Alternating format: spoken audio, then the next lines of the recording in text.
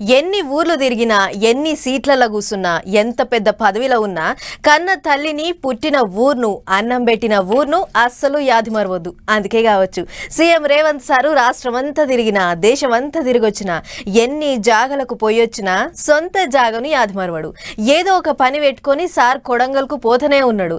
రాష్ట్రానికి సీఎం అయినా కొడంగల్ బిడ్డనే అంటుంటాడు కదా, ఇగో అట్లనే చేస్తున్నాడు. ఏండ్ల సంది ఎవరు పట్టించుకోనే లేదు. మరిగా తాను సీఎంగా ఉన్నప్పుడన్నా ఓ రూపాయి ఎక్కువ ఖర్చు పెట్టుకోవాలన్నా వద్దా అని సొంత నియోజకవర్గం కోడంగల్ గురించి గట్టిగానే మాట్లాడుతుంటాడు రేవంత్ సారు. కోడంగల్ మీద మత్తు పాయిరం చూపిస్తుంటాడు. ఇట్లనే ఇక మళ్ళోసారి 2 దినాలు తీరుబాటు చేసుకొని సొంత నియోజకవర్గానికి పోయిండు పెదసారు. ఇప్పటికే కోడంగల్ నియోజకవర్గంలో సీఎం సార్ చేతుల మీదకేంచి 1000 కోట్లు విలువ చేసే పనులు చాలైనాయి. మరి ఆ పనులు ఎక్కడ దాకా వచ్చినాయి, ఎట్టెట్ట నడుస్తున్నాయి, ఏం కథ అనేది మొత్తం ఎరక చేసుకొనికే పోయిండు సారు. పొదుమీకంగా పట్నంలో గాలి మోటార్ ఎక్కి సీదా పోయి అక్కింపేటలో దిగిండు.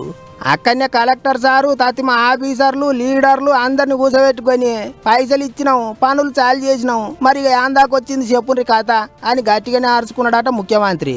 ఇక సీఎం సార్ నియోజకవర్గంలో 250 కోట్లు ఖర్చు పెట్టి 430 మంచాలతోని దవాఖాన కట్టిస్తారు. 4500 కోట్లతోని నారంపేట కోడంగల్ ఎత్తిపోతల పథకం పనులు చేయిస్తారు. ఇంకో 450 కోట్లతోని రోడ్లే ఇస్తారు.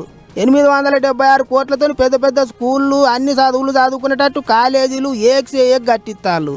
ఇట్లా కోడంగల్ నియోజకవర్గంలో ఏం తక్కువ 10,000 కోట్లు విలువ చేసే పనులు నడుస్తున్నాయి.